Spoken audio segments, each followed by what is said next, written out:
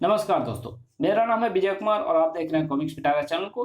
दोस्तों, अगर आप इस चैनल पे नए आए हो या अभी तक चैनल को सब्सक्राइब नहीं किया है तो प्लीज चैनल को सब्सक्राइब कर दें और साथ में बेल आइकन को जरूर प्रेस कर देना, ताकि मेरे चैनल पे आने वाली हर नई वीडियो को नोटिफिकेशन मिले आपको सबसे पहले और आप मेरे वीडियो को देख पाएंगे सबसे पहले। तो चलिए दोस्तों, रात के रक्षक डोगा की इस धमाकेदार कॉमिक्स को शुरू करते हैं, जिसका नाम है बोली और बारूद।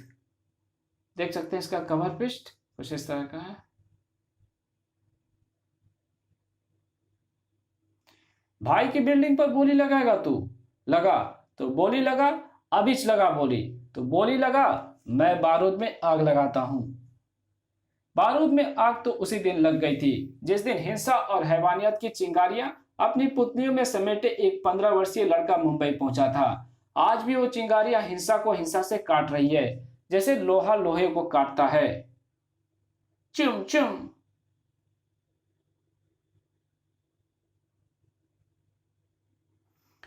दिल्ली की इसी फ्लाइट से आ रहा है रवि भटारे।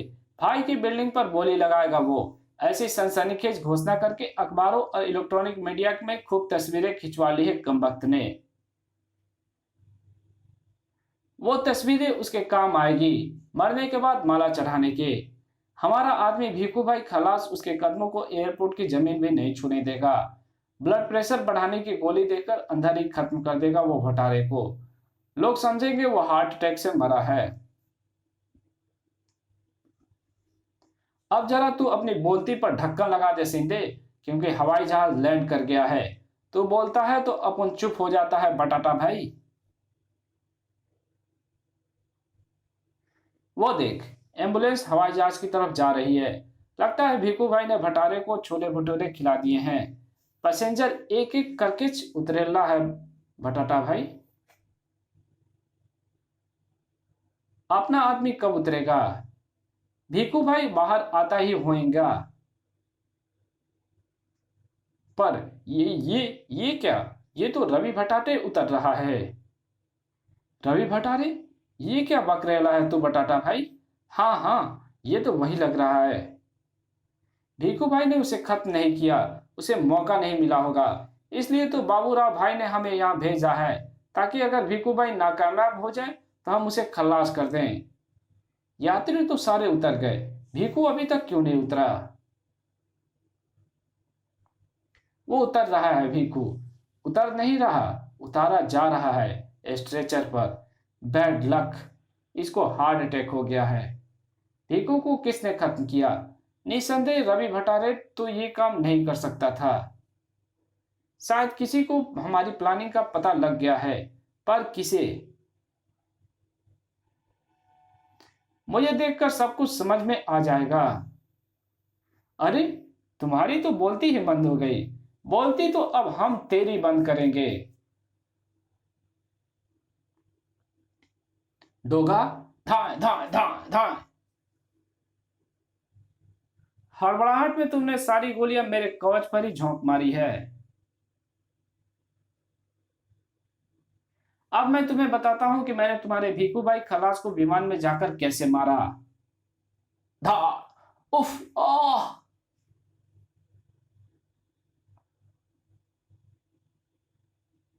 मेरे कानों में फिट वायरलेस की फ्रीक्वेंसी पर अचानक वो संदेश प्रसारित होने लगा जो बाबूराव ने भीखू और तुम्हें दिया था।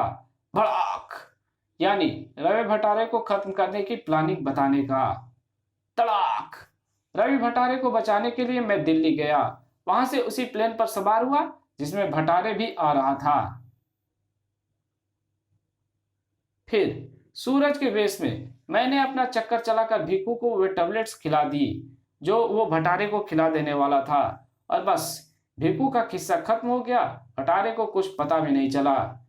मुंबई में सहारा एयरपोर्ट पर विमान रुकते ही सबसे पहले मैं उतरा। मुझे मालूम था कि तुम दोनों मुझे यहाँ मिलोगे। बस, मैं डोगा बनकर यहाँ चला आया, क्योंकि तुम्हारा खत्म होना भी बहुत जरूरी है। धाए। क्योंकि तुम भी जुर्म की उस लंका के राक्षस हो जिसकी जड़ें पूरी मुंबई में फैली है। जिंग जिंग जिंग जिंग। और उन जड़ों को खोदने ही निकला है ये डोगा। उन नरभक्षी जड़ों को खतरा भटारे जैसे लोगों पर हर वक्त मंडराता रहता है। भटारे को सावधान करना जरूरी है।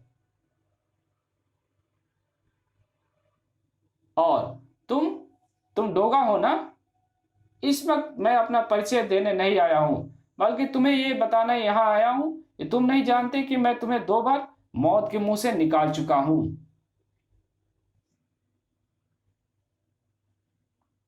ये 3 सगे भाई हैं, मुंबई राव, बाबू राव और दुबई राव। जैसा कि इनके नाम से जाहिर है, मुंबई राव और बाबू राव मुंबई के अंडरवर्ल्ड को डील करते हैं। जितने भी काले धंधे हैं वो इन्हें करने में कोई परहेज नहीं करते। आयकर विभाग राव भाइयों की 4 बिल्डिंगों की नीलामी कर रहा है।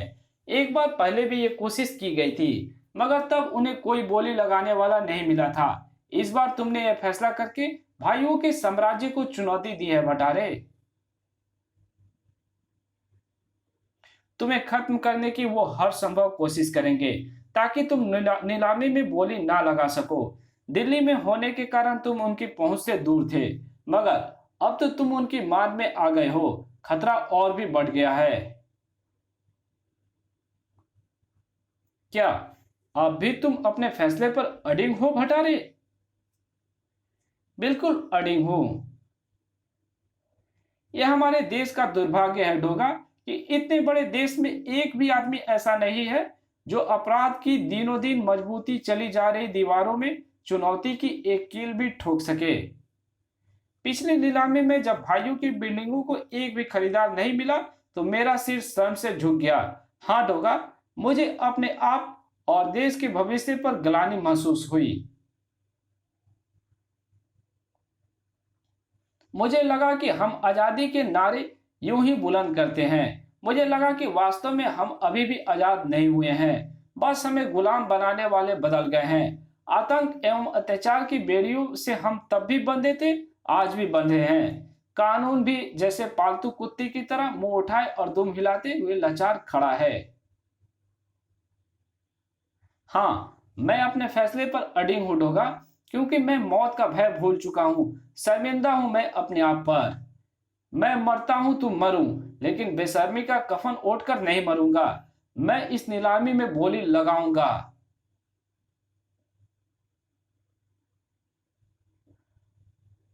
कौन कहता है भगत सिंह, चंद्रशेखर आजाद और रानी चिन्नम्मा जैसे क्रांतिवीर आजादी से पहले ही पैदा होते थे?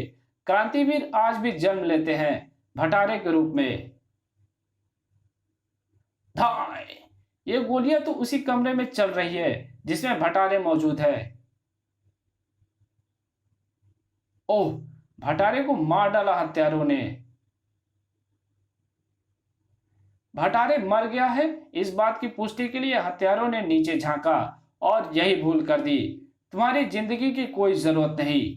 चुम।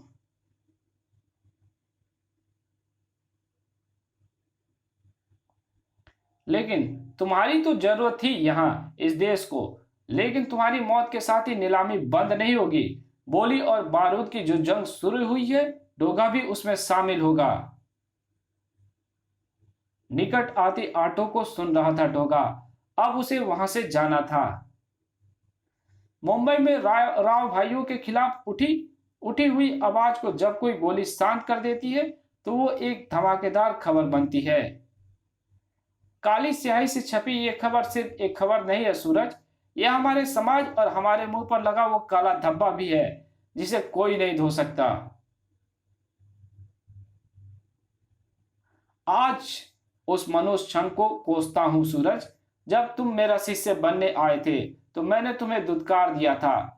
अगर तुम्हारे अंदर मेरा शिष्य बनने की लगन और जिद ना होती तो आज ये शहर डोगा को खो चुका होता। लेकिन आज मुझे उस क्षण पर गर्व महसूस होता है, क्योंकि तुम्हें शिष्य बनाने के उसी क्षण से मेरे फैसले ने आज मुंबई को वो सशक्त हाथ दे दिए जो इस शहर से भाइयों का साम्राज्य तहस नहस कर सकते हैं। अपने उन हाथों को कमजोर मत होने देना बेटा। भटारे का बलिदान व्यर्थ नहीं जाएगा अदरक चाचा, उनका खून रंग लाएगा।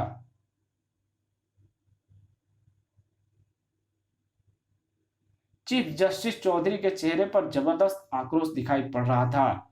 देखा देखा तुमने पार्वती, वो बिल्डिंग नहीं नीलामी हो रही, हमारे सपने नीलाम हो रहे हैं। मैंने और तुमने मिलकर उन बिल्डिंगों को अनाथ आश्रम और वृद्ध आश्रम बनाने के लिए खरीदा था, लेकिन राव भाइयों ने धोखे से उन प्रॉपर्टीज पर अपना हक साबित कर दिया।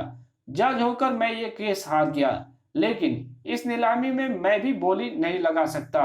अभी भी मैं तुम्हारे सपने को पूरा नहीं कर सकता जो इन बिल्डिंगों को बनाते वक्त मैंने और तुमने देखे थे,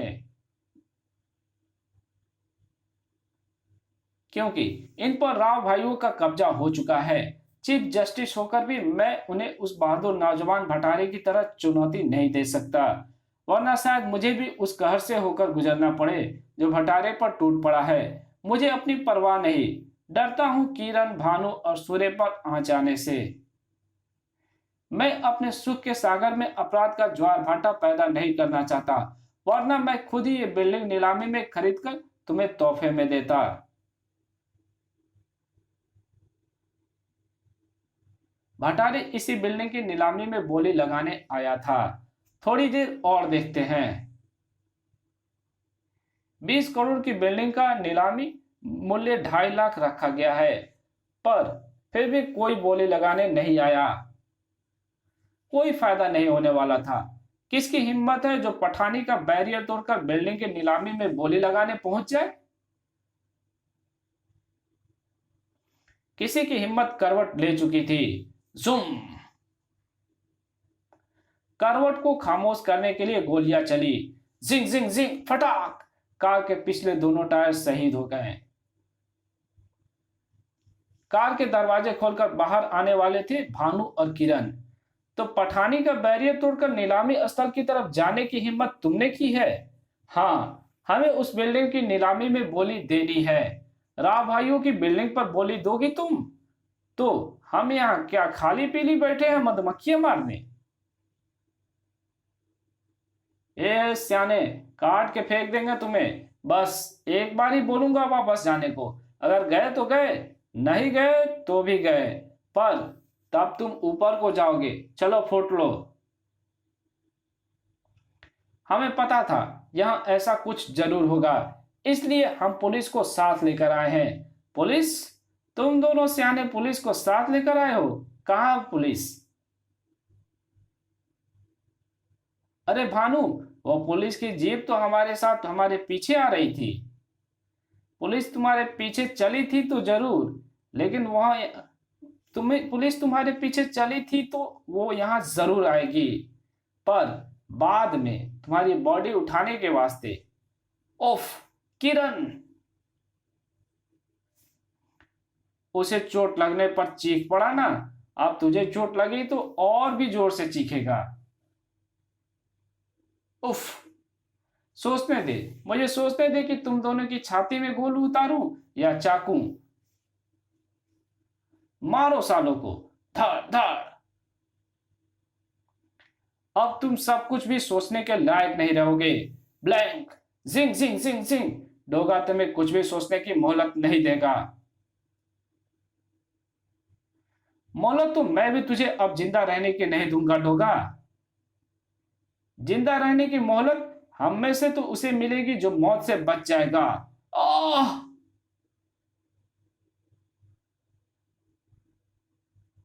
डोगा जानता था कि पठानी इस वक्त जो भी कर रहा है वो गोली के दर्द को बर्दाश्त करने का ही एक तरीका है। कड़कड़ कड़कड़ाक हिया! डोगा ने जूते की भरपूर ठोकर उसके घुटने पर की। धड़! डोगा ने जैसे पठानी को उसकी ताकत का जवाब दिया। कड़क! तड़ाक! गैंडे जैसी ताकत भरी थी उसके हाथों में। साए! चीते जैसी फुर्ती का मालिक तो डोगा भी था। ताकत में जुनून भर गया था। कड़ाक! फुर्ती में आत्मविश्वास। ब्लैंक! उसके आपराधिक जीवन में पहली बार उसका मुकाबला करने की हिम्मत किसी ने की थी, इसलिए सांड की तरह बौखला गया था पठानी। इस कॉमिक्स को यहीं पे खत्म करते हैं। इसके आगे कहानी पढ़ेंगे इसके पार्ट 2 में। तो मिलते हैं इसके पार्ट 2 में, तब तक के लिए बाय। और चैनल पे नए हो तो प्लीज भैया सब्सक्राइब कर देना और साथ में लगे बेल आइकन को भी प्रेस कर देना। और ये वीडियो अच्छी लगे तो वीडियो को लाइक कर देना, एक अच्छा सा कमेंट कर देना और जहां जरूरत हो इसको शेयर कर देना। Thank you.